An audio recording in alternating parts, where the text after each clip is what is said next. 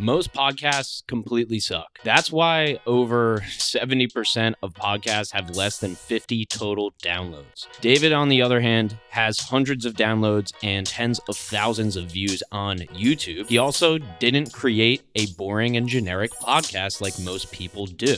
Most of these people fail because they just do things that don't move the needle. They do things that don't actually help or drive more listeners to them or save them time. So today we're honing in on one podcaster. His name is David AuClair, and he runs David's Saturday Night Sit Back. Though we will joke around and talk some shit, this is all curated, 100% edited, produced, and focused narrowly on the tactics and strategies that worked for him. And also the real big question here, why did he work with us and was it worth it? So we're going to dive into it today. Let's get started.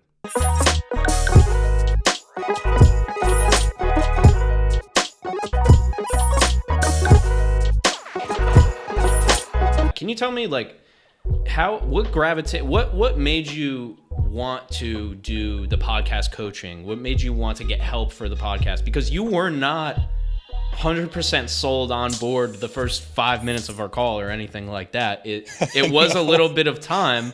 And so we're still going to, by the way, for folks listening and watching, we're going to add all the advice that we possibly can to this episode. But I want to touch on that because that's really important, I think, for both of us. So I just wanted to ask that straight out. Yeah. So I guess it just goes back to, you don't know what you don't know. And even in that first hour call that you did with me, it was supposed to be 30 minutes. You ended up staying on the line with me for an hour, which I was thank you for, if I have not said thank you already. No problem.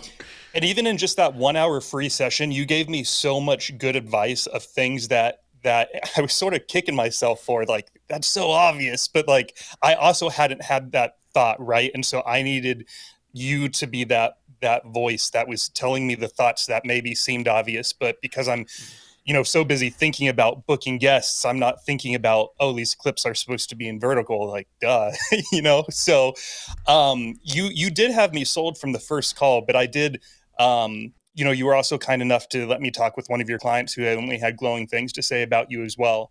And I needed that advice, man. I needed an advisor almost, or as you call yourself, a coach, because I don't know everything. And because I want this thing to grow, I'm humble enough to say that I do need help. And you were there at the time. And so that's why I wanted to do business with you. You do an in-person podcast. We'll also get to what your podcast is all about, because I know we're leaving that a little bit of suspense there. But there's a magic to it when they're like, wait, you do all this? And like, wait, you hit record and there's no like how do you even do this? Like, I bet people ask you that all the time. I'll just be transparent and voluntarily tell everyone that when I was getting ready for this, I think I spent around $3,500 to get this show up and running. And part of it is exactly what you just said. They walk through my front door and they see the Rodecaster Pro, which is, it basically looks like a DJ's turntable, sort of. And you have the LED lights on the wall, and then you have the professional lighting set up.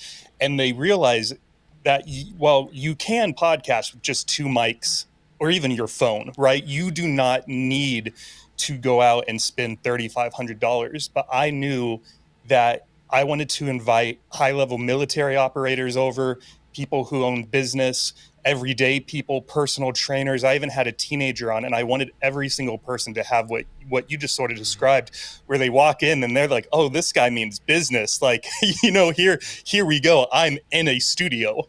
Yeah, and it doesn't need to be a studio. It has to feel like one. It doesn't need to be one. It can be, in my case, my garage. In your case, your kitchen, right? It's right. It's the feel, man. And I think, and this is why too, this is why I love cultural podcasts and podcasts about life in general and about, all these topics that we're interested in, is because when you get the B2B marketing, hey man, this is Chris from blah, blah, blah. And right. Like, hey dude, Chris, all good, brother, but, yeah. It doesn't have a feel. If the car doesn't have a nick and the car just goes in the garage, and then on Sunday for 2 hours it comes out, it's not a car, right? That's a toy. Right. It's not a car anymore. There's cars that they bring to shows that they don't even drive. They're not even drivable. It's like, that's what that can feel like. What we're trying to do, and what also, by the way, you can do with a business podcast, a sales podcast, whatever. I'm advising people right now on a marketing podcast. I told them, I said, take anything you think it should be and flip the script, right? But that's a whole avenue or rabbit hole to go down. On this point about the investment, and it's obvious if you look, because you have an in-person setup. If you go to your YouTube, we'll link it all in the description and show notes, but people will actually be able to see, so go take a look at that. What about the time? Do you know, like, maybe how much time you can say, oh, it took me a couple months to prepare, or maybe I spent 12 hours preparing, whatever type of answer you want to give. But that's a question that, for example, when I was speaking to Justin Welsh about this, he was like, honestly, all I want to know is how much time would I spend, because I'm all about, optimizing my time. So do you have an estimate on that, whether it's just the duration or the actual time? It's probably about 10 hours a week. So the average episode is anywhere from an hour and a half to 3 hours. And then I don't know if all podcasters do this, but I will re-listen to the entire episode before I put it out there. And part of the reason I do that, I don't know if you've experienced this, Ryan, but I forget a lot of the stuff we talk about. Like, I'd say we won't even most of it I forget, to be honest. It's crazy. It's very weird. Because you just it's not because we're blackout drunk. This is just tea I'm drinking. Sometimes we are, but no. Sometimes. But yeah, between the recording and then the editing and then the social media pieces, if I added all of that in, it's about 10 hours a week. So it's a long commitment, but you also have to keep in mind that, like you said earlier, my show's longer. We struggle to stop recording in less than 2 hours. I said the average episode was an hour and a half to 3 hours. Yep. The most recent batch that I recorded were all like 2 hours and 15 minutes plus. So it's a time commitment if you're recording for that long. Let me ask you that. Do you listen to it or watch it back like that same day, or will it be the next day? When will that be? That is a very varied answer. It typically is the week before it goes live. So we drop an episode every Saturday because it is called David's Saturday Night Sit Back, after all. So usually the Saturday before, I am re-watching, writing the show notes, getting the social media clips, everything for what's about to drop in 7 days. So it just depends when we record, because in July, I took a week off from my day job and knocked out like 6 or 7 episodes. So I'm actually releasing the last episode from that batch this coming Saturday. So this one, I really don't remember most of it, because since then we've recorded more. I've edited like 6, and I'm like, William Pilla was on the podcast? Yeah, who is this guy? Remember this guy? Yeah, just kidding, William, if you listen to this. Love you, Will. We love you, Will. Thank you for coming on the show. Always say that when you mention it. You just got to say, like, love you, bro. It's like yep, the podcasting homage, Yep. Yeah, 100%, man. So, give me the gist of the sit back. Give me the gist of the podcast, whether it's an elevator pitch or just, take the time, take any time you want to describe it. But we've been talking a lot about this show, so make sure we'll send some new people your way. So it's called David's Saturday Night Sit Back, and the elevator pitch when I'm marketing it to a potential guest is I say, we sit back to talk about all things business, fitness, and culture.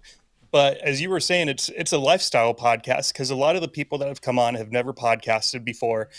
And Ryan, you can call it a higher power, God, or even call it like luck. But the guests that have been coming on all just have had incredible stories. And I just feel like the right ones have been saying yes. And we've been telling stories from people who were so depressed at being called fat in school that they actually went on a 2-week wilderness therapy to try to move themselves away from that trauma, to a young lady that was molested at 4 years old, raped again in college, and now she's scaling a $1 billion business with a husband that she's in love and 2 beautiful kids. And so the purpose of the podcast is that I am determined, I'm delusionally determined to get this in front of as many people as possible, because there might be another young lady out there who's still working through her own trauma. And if she hears Heather's story, if she hears just that one episode and she sees the life that she's living now, she might start to think, I can move past this. I can move past this trauma. This isn't the end. This isn't my defining moment. I am going to find that husband, that wife. I will have my kids. I can open this business. And so there's this very underlying tone that's never really explicitly stated, but I feel like it's there. And if people can find the episode that's meant for them and listen to it, it could be a moment where it starts to shift their perspective on their own life. Yeah, that's incredible. I've experienced something similar, but it's the reality of not really knowing those stories when you go in and not knowing what's going to happen. To take it back to the podcaster's perspective, like this, it's if people don't feel comfortable, first of all, they're not going to share them. If there's an weird external agenda of we need to hit our marks for our sponsor, etc., you're not going to get that story, at least not in the same way. And I want people to go to your show. But I want to also touch on the point that it's not. I got to give you credit because it's not just their stories. It's you're sharing a lot of you too. And even your most successful clip, for example, because I wanted to, we'll transition to YouTube shortly, but that's your story and a crazy story. I don't know if you want to touch on it or you want to just let them go watch it, but yeah. Anyway, I made that point to say that it is a complete tool for life. It's a tool. It's the best self-development tool I've heard, and people despise when I use the word cheat code. I use the word cheat code a lot. I've realized people don't like that, dude. They're like, bro, there's no shortcuts to life. Hey, dude, there's shortcuts. There are. Life is supposed to be miserable. Yeah, like there's shortcuts, but at what expense? Everything is a sacrifice. If you want to make a shortcut, they're there, right? Like you can skip the line. You can pay to skip the line at Six Flags. You can. That's a shortcut. It exists. But, yeah. What's the sacrifice? Well, you paid and you worked 3 hours to skip that line, right? Anyway, when it comes to the metric side and why you're doing it, just having that, just defining that, like you said, it doesn't have to be downloads. It doesn't have to be X, Y, Z metric. It's just, here's what I want, right? And podcasting, coming back to that, you can call it a cheat code, a hack, a tool, a hobby, whatever you want to call it, whatever makes you happy. But it does improve your life, not only because you're on the adrenaline high, which I have too. Like I said, I just interviewed Sam from HBO. Like, man, I'm still chilling off that, and it turns out he's even nicer than I thought he was going to be. And that you just live on that, man. It's amazing. And it really does. It's a great self-reflection tool. And because like I said, when you listen to yourself for 20 or 30 hours, you're going to start to be like, I do that? Yeah. Really? I didn't realize that I touch my chest, scratch my chest like that. Yep. So, but you don't know, it could be anything, right? You're going to learn how you interact with people, and you're going to be able to have a recording of their reactions that you didn't acknowledge in real time. I mean, we could go down as many rabbit holes as you want, but broadly, it's a great self-development tool, or whatever you want to call that. You don't have to call it self-development. But I want to touch on on one audience question and a couple minutes on YouTube before we get out of here too. So the question from Nikolai Dobrev, hopefully I'm saying your name correctly, just because I think this one, I've seen you over the course of helping with the podcast, watching the podcast, listening clips, etc., how comfortable not only you are, but the guests are as well. So do you have a trick for that? Do you even think about that? How are your guests so comfortable on your show? I've heard a couple of things. So most of my guests, I reach out to them on Instagram, and as soon as they respond back, my second message is always a video, and it's just me talking about almost nothing for like 90 seconds. I'll be, what's up, Ryan? My name's David. So excited that you messaged me back. Like, even if you don't come on the show, thanks for your kind words. But anyways, here's the show. It's about, and so I go off for 90 seconds, and several of them have told me that they really like that they get that taste of my personality, and I'm not being fake. That's just who I am. When I'm talking with people, because I'm generally pretty excited for life. But outside of that, I have been more recently extending an invitation to everyone that if you want to bring a friend or family member to sit with you behind the scenes, you're more than welcome to. No one's taken me up on that, but I think that they do see that as like, oh, this dude is going out of his way to make sure I feel comfortable going over to his house. And so that may or may not help. I imagine it does.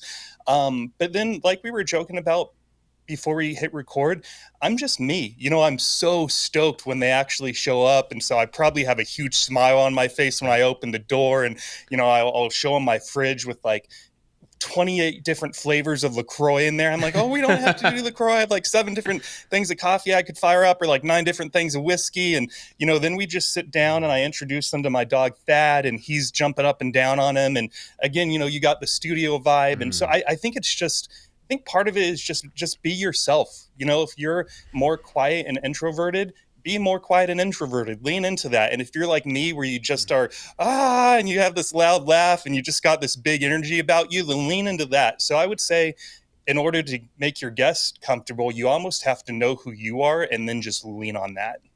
Yeah, it's. I think the energy matching's really, that's an important point.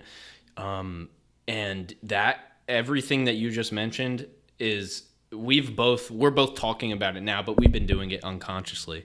Like we want people to be comfortable, whether they're doing the podcast or not. Like if somebody comes over, I'm like, do you want a Pepsi? Do you want a Coke, 7-Up, water, coffee, whatever, drink?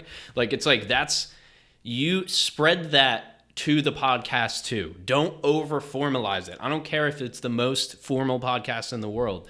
I think that's really extracting from what you said there. Yes, be yourself. Also, just from a podcast guest perspective, especially with both of us who have interviewed a lot of people who haven't been on shows before, they are nervous and they have their own weird thing going on in their head. Like they have their own dialogue that's mostly not based in reality. It's mostly based in what are people going to think, or it's just natural. If you got on up on a stage in front of 1,000 people and you weren't prepared for it, you would have the same exact thoughts.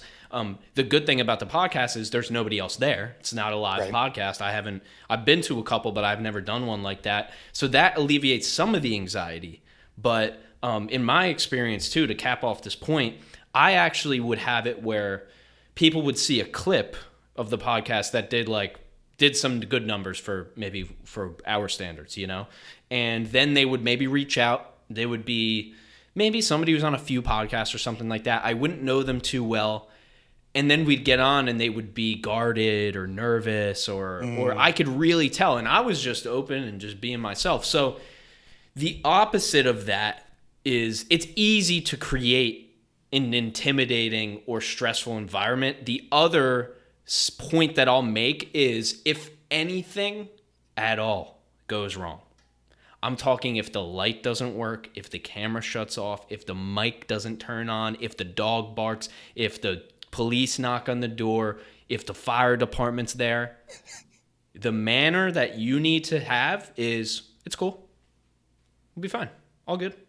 Like, that's how you need to be. And I'm saying, I don't like to tell people this is the hard and fast rule of how you need to be on a podcast. But if you're the leader, if you're the host, and you're the guy, and you're the man, or you're the girl, and you're the woman, and you're that person, they are matching energy with you too. So if you are like, oh my God, okay, wait, sorry, dude, my mic is shit. Like, it's not gonna, bro. You think that interview is gonna go well? Because we've had it, right? But just speaking to folks who, if you haven't hit record yet, even on your first episode, you can have that internal dialogue with yourself, and at the end of the day, it's all good. It's all good. It really is. Nobody also is going to care except you. So it's like, that's the reality. But yeah, just wanted to tap that at that point. Yeah, 100%. And to help with that too, I'll just say super quick that I will never schedule an interview before 2:00 because I know I have to hit the gym first. And because after I hit the gym, I'm in my perfect headspace. Whereas if I'm not, I don't think it would necessarily be a bad episode, but I am so much more calm because I got to sleep in that day. I took my dog to the park. I went to the gym. So I have a ritual that I do for every single episode. And that definitely helps me just get into that headspace so I can be calm, cool, and collected no matter what's going on. Is there any other things? That's a big one, massive one. I agree with it. Same for me. Make sure you get your workout in. Or don't. Oh, don't. Does getting your workout in make you tired and kind of mentally foggy? Okay, great. Then make sure you record before that. It doesn't matter. It's different for everybody. But David, is there anything else that you do ritual wise, or any tips that just pop up in your mind for anybody who hasn't hit record yet, or maybe it's just a few episodes in? If not, all good. I would say try having a ritual. And to Ryan's point, it doesn't have to be working out. It could be smoking a cigarette and reading a book on the porch for 30 minutes. Yep. But I would say, think about what you enjoy doing outside of podcasting. And hopefully that's a pretty quick answer. And then try to work your day so that you can always do that thing before you record. And if that helps put you in a good headspace, but stick with it. Don't just do it once, do it 5 or 6 times and then see if over the course of those 5 or 6 episodes, you feel like you were a better host. Yeah, that's it, man. And I actually love, cause I know not everybody's into working out, but I really love a lot of the workout terminology overlaps with this, like minimum effective volume, like all of these maximum effective volume. Okay, I can't do 6 episodes a week, but I can do 2 a month. Well, that's your minimum effective volume is 2 a month, right? Like there's a lot of podcasting is very simple, difficult to execute, but very simple in theory, right? And so that's a lot of this. And my goal with this show and this podcast and reaching out to people who we've worked with is to really highlight that, like, we're all normal people. None of us are special. We're special in our own ways, right? But we're just out here doing it. We're just out here making podcasts. We're all at different levels, and we're people who didn't have a podcast before, and now we have one. Now we do. That's it, man. David, thank you so much, man, for doing this. I appreciate it. Make sure, give the plug, man. Let people know. I'll have all the everything in the description and show notes for you, but let folks know exactly if there's anywhere specific they should go to see you or your podcast. David's Saturday Night Sit Back. It is on camera. I personally love the YouTube version, but we're also on Spotify and Apple Podcasts as well if you would rather listen. That's it. As I say every time, we're on all platforms, even the ones nobody uses. This is true. You know the deal. Some that I've never even heard of we are on. So there you go, man. I've been saying that I think since like episode 7, and so that's just been my ending tagline for those who make it to the end. And by the way, for all podcasters, I'll leave you with this. For your diehards, for your people that David described who watch every episode and will listen to the end and all that, those are your people right there, man. Those are your people. So, yeah, thanks, David. Really appreciate you doing this, man. And love the words of wisdom and advice to the podcasters today, brother. Thanks for having me on, Ryan, and everyone go hit record and happy podcasting. Happy podcasting. Next time we're going to dive into YouTube. We didn't even touch on it today. And yeah, make sure we're on all platforms as well. I'll leave you with the intro or the outro podcast. See, this is not perfection here, folks. We're not scripting. Even the pod god, dude. I can't give myself that much credit. I'm not one of those LinkedIn gurus who puts guru in the headline, you know what I'm saying? But nope. David the Daredevil, Sully Bop on the drop. All right, guys. We'll catch you on the next one. Peace. Bye, everyone.